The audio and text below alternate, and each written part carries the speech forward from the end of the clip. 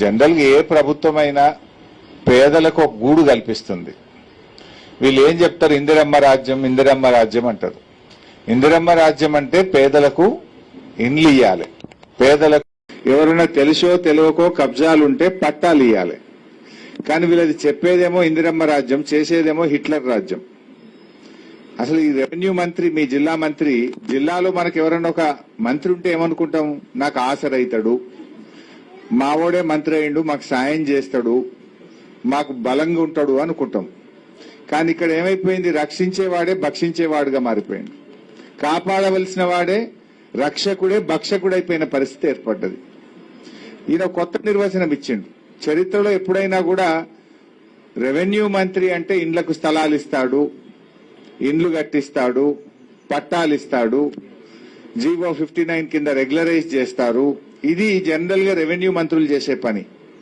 అదేందో మన ఖమ్మం జిల్లా దురదృష్టమా మరి, మనకు వీళ్ళు మొన్ననేమో వెలుగుమట్ల, ఇప్పుడేమో మళ్ళా కొత్తగా రఘునాథ్ పాలెం షురూ చేసిండ్రు. వెలుగుమట్లలో పేదల ఇండ్లు కూలిస్తే రాష్ట్రమంతా రచ్చరచ్చయి కాంగ్రెస్ పార్టీ పరువు అయింది, చెంపలేసుకునే పరిస్థితి ఏర్పడ్డది. ఇంకా వీళ్ళకి బుద్ధి రాలేదు, ఇంకా సొయి రాలేదు. ఆనాడు బీఆర్ఎస్ ప్రభుత్వం బాజాప్తా మీ పేదలకు సర్వే చేసి ఇండ్ల స్థలాలు ఇచ్చి, పట్టాలు ఇచ్చి, లేఅవుట్ చేసి, ఆడ కరెంటు పోల్లు పెట్టి, నల్లా కనెక్షన్ ఇచ్చి, మీకు ఇంటి నంబర్తో సహా, ప్లాట్ నంబర్తో సహా మీ అందరికి పట్టాలు ఇచ్చింది. చేతనైతే మీరు ఇండ్లు కట్టించండి, చేతనైతే వాళ్లకు మీరు ఇంటికి సాయం చేసి ఎవరైనా అసంపూర్తిగా ఉన్న ఇండ్లు పూర్తి చేసే ప్రయత్నం చేయాలి. గాని ఈ ఇండ్లు లాక్కునే పరిస్థితి, ఇది చాలా బాధాకరం. తక్షణమే ఈ ఆలోచన విరమించుకోవాలని చెప్పి బీఆర్ఎస్ పార్టీ పక్షాన్ని డిమాండ్ చేస్తా ఉన్నాం.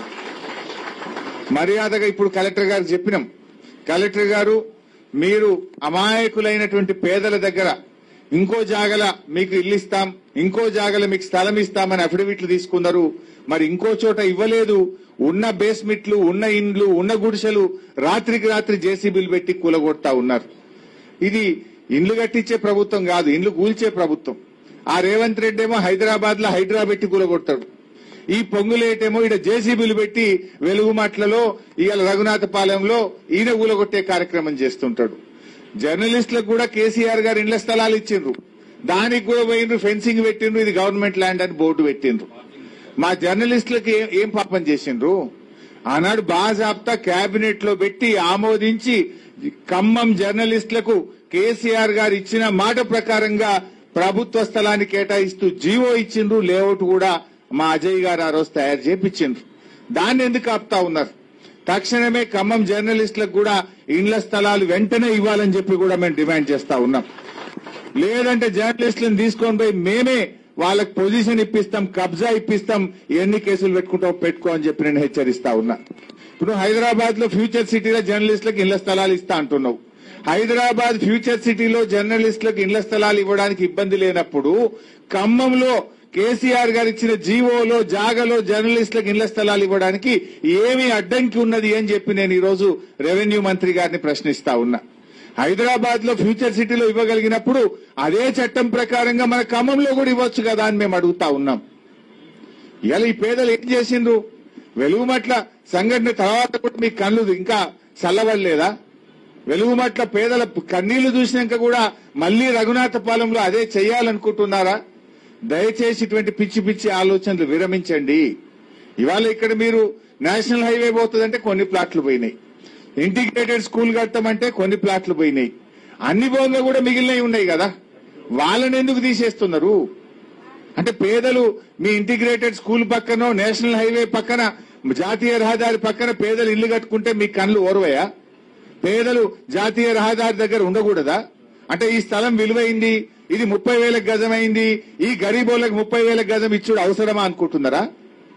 ఆనాడు కేసీఆర్ గారు ఇచ్చిండ్రు, వాళ్ళ అదృష్టం బాగుంది, హైవే వచ్చింది, ధరలు పెరిగినాయి, వాళ్ళకి మంచిగా కావాలంటే 59 జీవోలో ఆ ప్లాట్లకు వాళ్ళని ఓనర్లు చేయి, హక్కులు కలిగి గాని ఉన్న ప్లాట్లు గుంజుకుంటామంటే ఇది చాలా దుర్మార్గమైనటువంటి పని.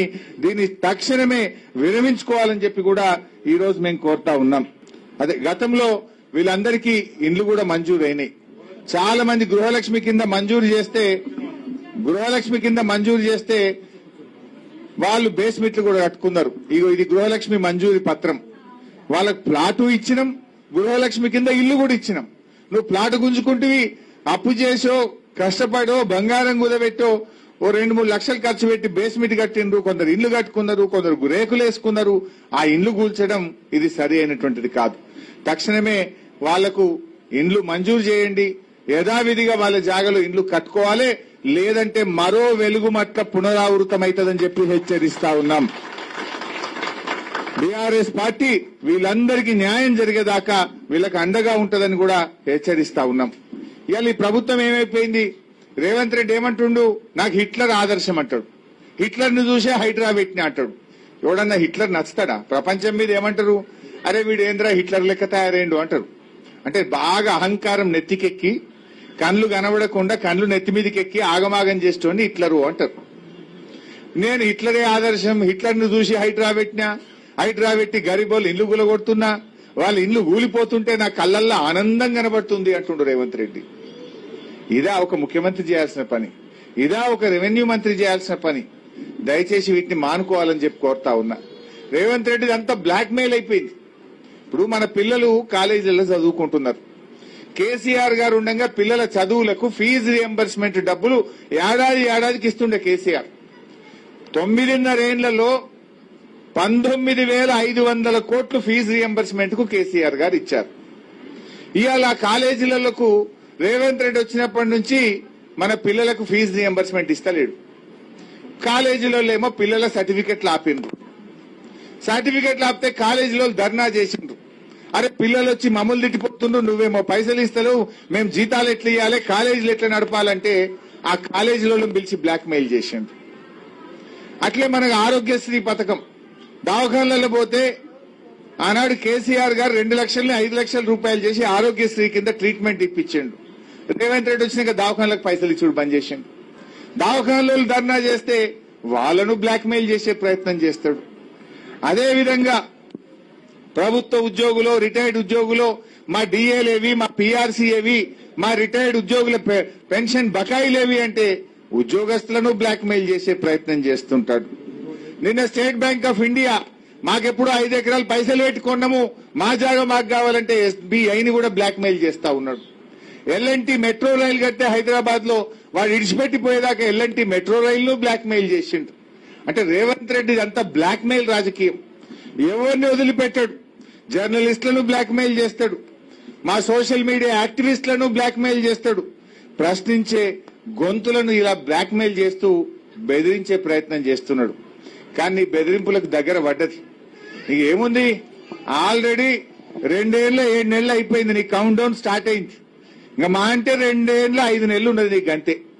లాస్ట్ 5 నెలలు అయితే ఎలక్షన్ అయినా. ఇంకా పేదల ఉసురు పోసుకోకు, ప్రజలు తిరగబడే పరిస్థితులు వస్తాయి, జాగ్రత్త అని చెప్పి హెచ్చరిస్తా ఉన్నా. ఆ పిల్లలకు ఫీజు రియంబర్స్మెంట్ ఇయ్యి, ఆ కాలేజీలను బతికిచ్చు. నీ పుణ్యమాని ఇలా సగం కాలేజీలు మూతబడ్డ పరిస్థితి ఏర్పడ్డది. నీ పుణ్యమాని ప్రభుత్వ దవాఖాన్లు, ప్రైవేట్ దవాఖాన్లలో ఆరోగ్యశ్రీ పథకం ఆగిపోయిన పరిస్థితి ఏర్పడ్డది. ఇలా ఉద్యోగస్తులకు క్యాష్లెస్ ట్రీట్మెంట్ అన్నావు, జీతం కట్ చేసినావు, ఇంతవరకు ఆ ట్రీట్మెంటే స్టార్ట్ కాలే. ఇంతవరకు దవాఖాన్లు మేము చెయ్యము, నువ్వు ఆరోగ్యశ్రీకే డబ్బులు ఇస్తలేవు, ఈ పథకంలో మేము చేరము అంటున్నారు. కానీ నువ్వు మాత్రం ఉద్యోగస్తుల్లో ఆల్రెడీ 1.5% వాళ్ళ జీతం కట్ చేసినావు. క్యాష్లెస్ పథకం ఇంతవరకు స్టార్ట్ కాలే. అటు ఉద్యోగస్తులు ఇది అడిగిందనుకో, వాళ్ళ మీద ఏసీబీ రైడ్లు, వాళ్ళను బ్లాక్ మెయిల్ చేసుడు, ఉద్యోగస్తులను బ్లాక్ మెయిల్ చేస్తావు, దవాఖాన్లను బ్లాక్ మెయిల్ చేస్తావు, కాలేజీలను బ్లాక్ మెయిల్ చేస్తావు, సోషల్ మీడియా యాక్టివిస్టులను బ్లాక్ మెయిల్ చేస్తావు, జర్నలిస్టులను బ్లాక్ మెయిల్ చేస్తావు, ఎవరన్నా ప్రతిపక్ష నాయకులు మాట్లాడితే వాళ్ళను బ్లాక్ మెయిల్ చేస్తావు. చివరికి ఈ పేదలు ఇండ్ల జాగలు గత ప్రభుత్వం ఇస్తే మీరు ఖాళీ చేస్తారా చెయ్యరా, మీరు అఫిడవిట్ మీద సంతకం పెడతారా పెట్టరా అని మిమ్మల్ని కూడా బ్లాక్ మెయిల్ చేస్తా ఉన్నాడు. బ్లాక్ మెయిల్ చెల్లదు. ఎప్పటికైనా ప్రేమ గెలుస్తుంది, నిజాయితీ గెలుస్తుంది, పనితనం గెలుస్తుంది తప్ప ఈ బ్లాక్ మెయిల్ రాజకీయాలు చెల్లవు గాక చెల్లవు. మీరెవ్వరూ భయపడాల్సిన అవసరం లేదు. మీ వెనుక కేసీఆర్ ఉంటారు, మీ వెనుక బీఆర్ఎస్ పార్టీ ఉన్నది. మీ స్థలాలు మీకు దక్కేదాకా, మీకు న్యాయం జరిగేదాకా మా పువ్వాడ అజయ్ కుమార్ నేతృత్వంలో మేము మీకు అండగా ఉంటామని మనవి చేస్తూ, ఇప్పుడు నేను కలెక్టర్ గారితో మాట్లాడినాం. రేపు హైదరాబాద్ లో కూడా చీఫ్ సెక్రటరీతో కూడా మాట్లాడతాం.